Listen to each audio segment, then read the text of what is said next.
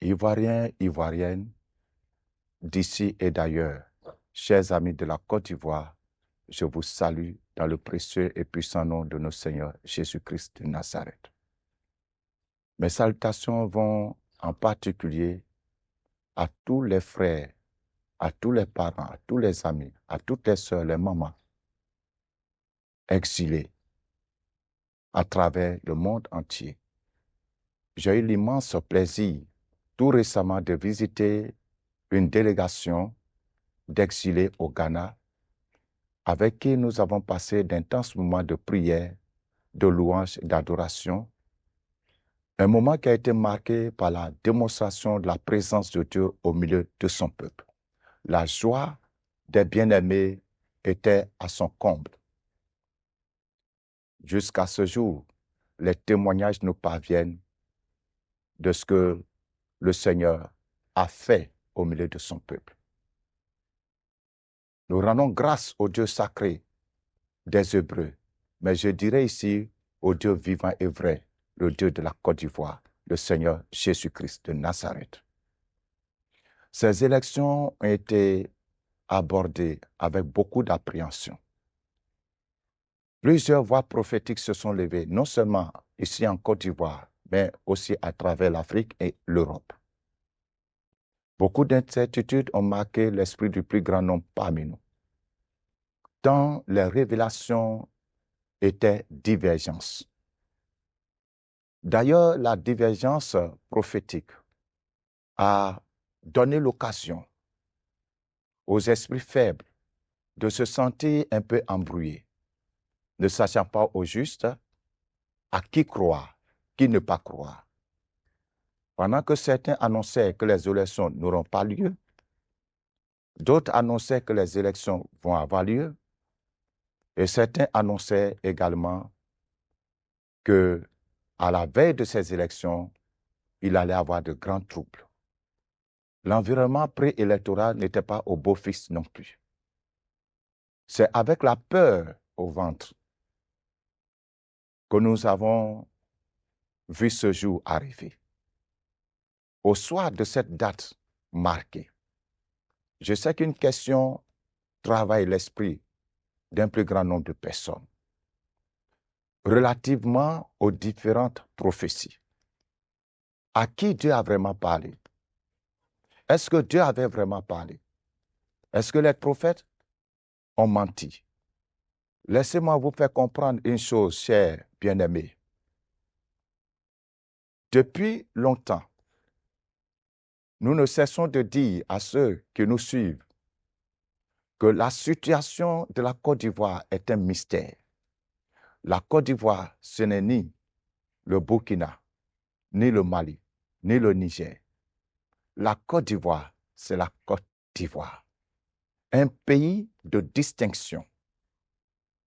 Un pays avec qui Dieu a un programme particulier, un dessein particulier.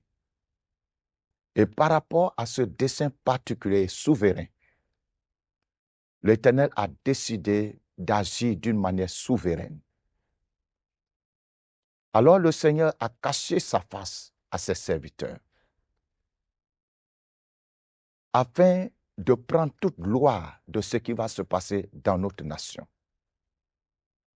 Et Dieu a positionné ses prophètes, ses sentinelles, sur plusieurs flancs de la montagne ivoire.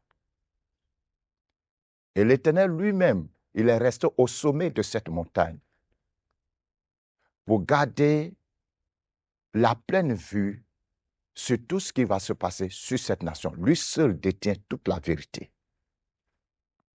Quant aux différents prophètes, aux différents sentinelles qui ont parlé de la part du Seigneur, chacun a parlé selon la position prophétique, selon la dimension prophétique dans laquelle il a évolué. Chacun a parlé selon la position qu'il occupe sur cette montagne.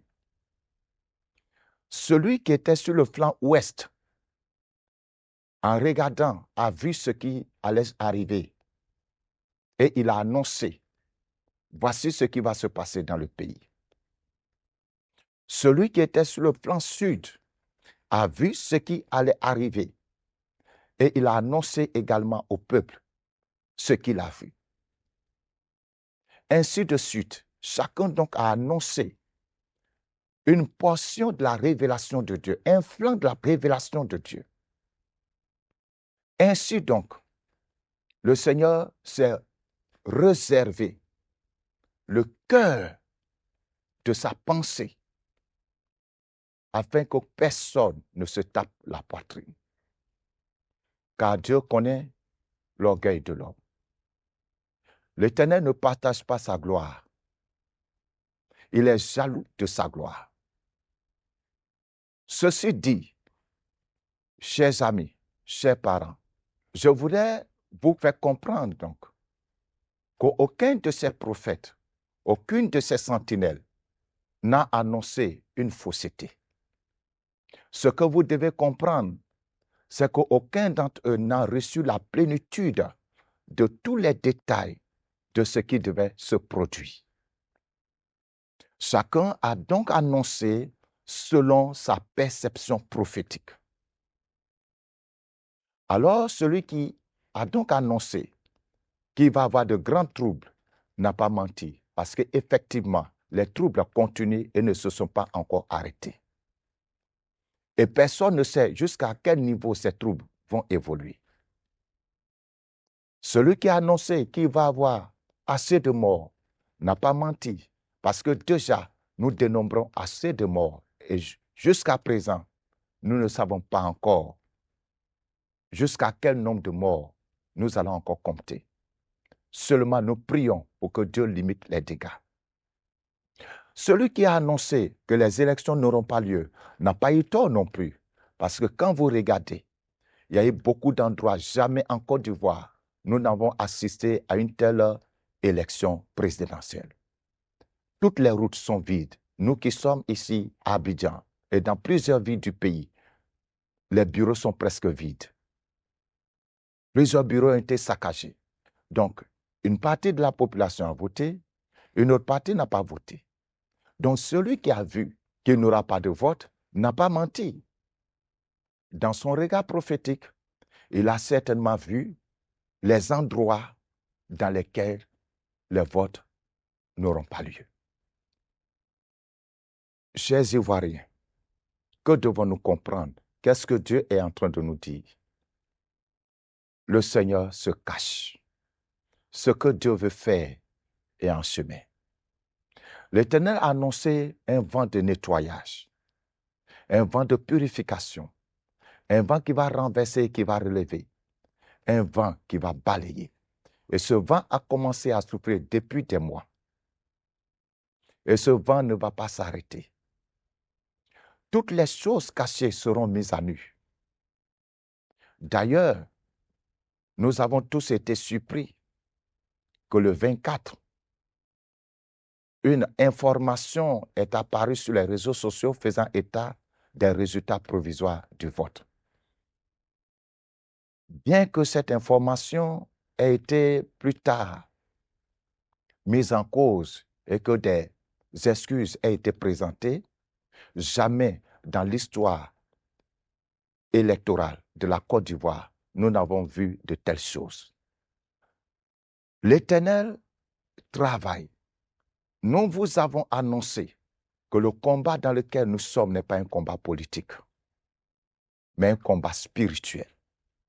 Parce que Dieu veut envoyer une révolution spirituelle. Car ce qui est en vue, c'est de souffler le vent du réveil, ramener le cœur des Ivoiriens au Créateur, au Seigneur Jésus-Christ. Si vous vous souvenez, dans les crises passées, le nom du Seigneur a été bafoué. Des leaders politiques ont dit haut et fort, nous avons tué l'Éternel des armées. Le nom de Jésus-Christ a été foulé aux pieds, le nom de Jésus a été bafoué. Le Seigneur qui est souverain, qui est au-dessus de toutes choses, assis sur son trône, regarde les humains et il se moque de leur moquerie. Nous sommes en plein dans le déroulement prophétique tout ce qui est en train de se passer rentre dans le cours des actions, tout ce qui est en train de se produire rentre dans l'évolution normale de l'exécution de l'œuvre que le Seigneur a décidé de mettre en place dans cette nation. Rien, aucune prophétie ne restera sans s'accomplir. Seulement, les choses ne se passeront pas selon la pensée et selon le cœur de l'homme. Rappelez-vous que je vous ai dit, Dieu cache sa face afin de prendre sa gloire. Le Seigneur surprendra le peuple ivoirien, les hommes politiques de l'opposition, les hommes politiques du pouvoir, la société civile. Tout le monde sera surpris de l'action du Seigneur. Ça sera du jamais vu dans l'histoire de la Côte d'Ivoire. Je le dis et je le répète, personne ne connaît le jour et l'heure. Depuis des années, je ne cesse de le répéter. Le Seigneur, lui, ne combat pas un homme. C'est nous les humains qui nous haïssons, qui nous combattons les uns les autres. Mais Dieu mène un autre combat contre les ordres démoniaques qui sortent de l'enfer pour engloutir la nation. Ce sont ces trônes, ces puissances, ces entités, ces dominations, ces principautés que le Seigneur combat. Et ce combat est en cours. Et rien n'échappera à la main de Dieu. Tous ceux qui devront descendre parce qu'ils sont adossés à ces puissances, descendront avec ces puissances. Que tu sois du pouvoir, que tu sois de l'opposition, que tu sois de la société civile, peu importe là où tu te trouves. Si tu es adossé à ces puissances, si tu te prosternes devant ces puissances, pendant que Dieu est en train de juger ces puissances, tu seras également jugé. Donc nous ne menons pas le même combat. Dieu mène le combat contre un système luciférien, contre le système satanique, le système qui sort de l'abîme, pour noircir le ciel ivoirien contre le réveil spirituel et la restauration prophétique de la nation, c'est-à-dire l'accomplissement des prophéties. Et Dieu se réservera et se préservera ce qu'il veut préserver, soit du parti au pouvoir, soit de l'opposition, soit de la société civile. Chers Ivoiriens, Ivoiriennes, au carrefour où nous sommes, je vous invite encore, hommes politiques, société civile, à fléchir genoux devant Jésus-Christ de Nazareth pour reconnaître sa Seigneurie. Car ce qui a commencé ne va pas s'arrêter jusqu'à ce que la main de Dieu achève de faire ce que Dieu a décidé de faire dans cette nation. C'est à la fin que nous comprendrons l'œuvre de l'Éternel. Pour l'instant, les choses resteront floues à nos yeux. Chers Ivoiriens, Ivoiriennes, chers frères et sœurs, chers chrétiens, avant de finir mon intervention, je voulais vous laisser avec ces recommandations. Je me suis empêché de donner des recommandations depuis tout ce temps parce qu'il y en avait déjà assez et j'ai préféré laisser la place aux autres. Je crois que c'est maintenant le temps pour moi de vous dire au stade où nous sommes ce que Dieu m'a mis à cœur de vous dire. Deux choses importantes. Mais ces deux choses sont basées sur la vérité. Dépouillez-vous de tout ce qui est faux. Dépouillez-vous des compromissions.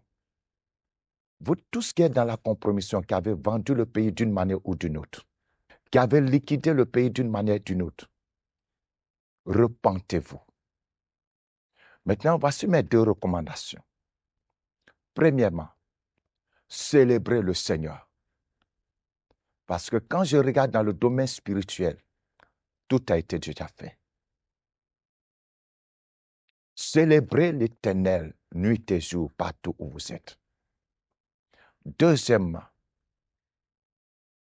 demandez que la lumière divine envahisse la nation, éblouisse la nation.